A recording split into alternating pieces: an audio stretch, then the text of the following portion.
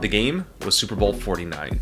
With 46 seconds remaining in the fourth quarter, the Seattle Seahawks were trailing the Patriots by just 4 points. They had the ball on second down at the Patriots' 1-yard line, with everyone who knew anything expecting them to call for a handoff to legendary running back Marshawn Lynch. Pete Carroll threw the entire world for a loop, instead calling for a pass.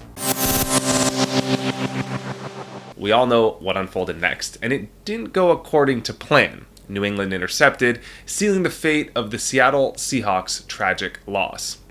Despite the result and the media's brutal lambasting of Carroll's decision-making for his horrific play call, I was actually a little bit skeptical. Was this really the worst call in NFL history, as claimed by USA Today? In the days following the Super Bowl, I made a video on the Conscious Poker YouTube, which I'll link up here, or in the description, detailing my thoughts on Carroll's play. Full disclaimer here, I'm no sports expert, and I'm not sure that poker counts. Nevertheless, I argued that too many people were judging the play based on the outcome instead of the merit of the decision itself. Annie Duke writes about this same phenomenon in her wonderful book, Thinking in Bets. We both had a hunch. Had the pass been completed, and let's say the outcome was reversed, Carroll would be forever hailed as a genius for his creative and unexpected play calling. He opted for the unconventional, and lo and behold, it worked, we'd think. And of course, we'd wonder, what did he see that everyone else didn't? This is simply the wrong way to look at things.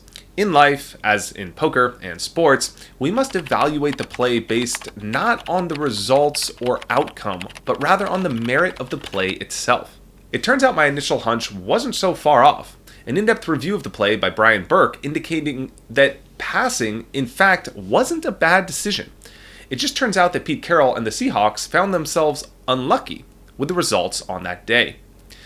During his post-game analysis, Burke ran the game through a simulation which evaluates the probability of a given outcome by simulating the game thousands and thousands of times. Like a poker solver, but for sports. He ran the simulation twice. Once with the Seahawks passing the ball on second down, and the other with them running the ball. It turns out that passing and running were virtually equal in terms of expectation, meaning both plays were almost equally justified based on their probability of success. Burke also found that an interception was an extremely unlikely outcome, a mere 2% probability to occur. For reference, in the poker world, those odds are slightly worse than losing to a one-outer on the river with one card to come. This raises the obvious question.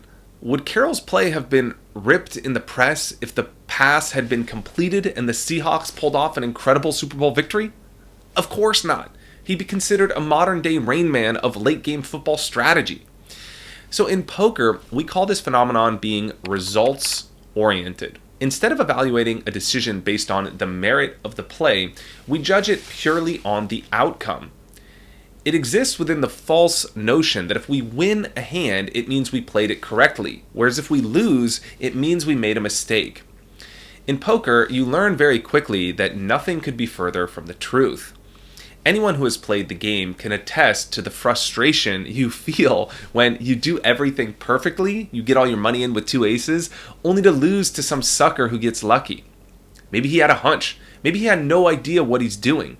Either way, luck simply wasn't on your side. We even see examples of this littered throughout our daily life too. From speculators in crypto claiming they're excellent investors because, they're buying in a bull market, to amateur poker players impulsively quitting their jobs because they run well in one tournament and they decide they want to be a professional player now. In his compelling book, Fooled by Randomness, Nassim Taleb hilariously illustrates the absurdity of evaluating something based on the results. He uses the example of a professional coin flipper. The idea is this. Imagine that there's 1,000 people, and they all enter into a tournament where each participant simply flips a coin, and his opponent has to call whether it lands on heads or tails. Whichever player wins moves on to the next round. Now let's assume that this tournament is 100% fair. Inevitably, one lucky coin tosser will come out a winner. Perhaps when interviewed about his experience after the fact, he'd almost certainly cite some mysterious methodology, his secret to calling the 50-50 coin toss. Of course, we all know this is absurd. The only reason anyone could ever win a coin toss tournament is pure luck. There's zero skill involved, just a statistically remarkable series of correct guesses. Poker has taught me many lessons about life, but perhaps none was more practical than being able to independently evaluate a decision without being influenced by the results. If you play often, it's not uncommon to find yourself at the table having played a hand perfectly, yet you still lose the pot. Despite this being a rather common occurrence in poker, we aren't taught to think of this as part of the game, or even as part of life itself. Consider this. When we're given standardized tests in school, we get rewarded for making good decisions. The reward is one of the first things we encounter that teaches us this false idea that good decisions always lead to positive outcomes.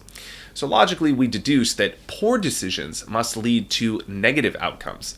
While this is true in certain situations, it simply doesn't apply when there's an element of luck, chance, or uncertainty involved. For example, we've all heard about our friend's grandma, who smoked a pack a day and lived to 92. This is an exception to the rule. The exception doesn't change the fact that smoking all day every day is a poor life decision if you're shooting for a birthday cake with 100 candles on it. Chances are you'll max out at fewer candles than your non-smoking friends. Exceptions to the rule can be thought of as the luck element in poker, tantamount to going all in with a bad hand and getting lucky, hitting that miracle card. In short, our friend's grandma made a bad bet and just got lucky. And here's the clincher. Nearly everything in life has some element of uncertainty, of chance, of luck. Let's say you want to make an investment in a so-called secure retirement account. There's no guarantee the money will appreciate over time. In fact, one of the primary rules of investing, and one of the things they always tell you, is past performance doesn't guarantee future results. If you just so happen to get unlucky and your account value decreases, that doesn't mean the investment was a bad idea. It may just mean you ran poorly. The same can be said about opening a business. One can have a great business plan and have forecasted for as many outcomes as possible, but if the economy turns and they get unlucky with timing, things could still go haywire, and through no fault of their own, they could lose. In fact, as Bill Gross says in his fascinating TED Talk, the number one predictor of whether or not a company will succeed is market timing. If we are one of the unfortunate to get unlucky in this area, does that mean opening a business was a bad choice? Luck persists in all areas of life. We must embrace it. Most importantly, let us be grateful when it blows in our favor. We must always remember that we can't control the hand we're dealt, only how we play the cards. Let the decision-making process be our central focus and drop the preoccupation about the outcome. Just as better players win in the long run, we should rest assured that over time, if we continue to make great decisions, we will come out ahead. Here's one pro tip before you go. When you're reviewing your play at the end of the day, which of course all winning players do, remember to check your ego at the door, as hard as it can be, and ask yourself, how could I have played that better? Answer honestly. It's only the amateurs who blame bad luck and external circumstance for an undesirable outcome. Professionals, they take full responsibility for every decision, knowing that there's always something they can do to improve. Focus on the process and let the cards fall where they may. I'm Alec Torelli, and thanks for your attention. Smash that like button, subscribe to my channel for more awesome content, and I will see you in the next one. Cheers.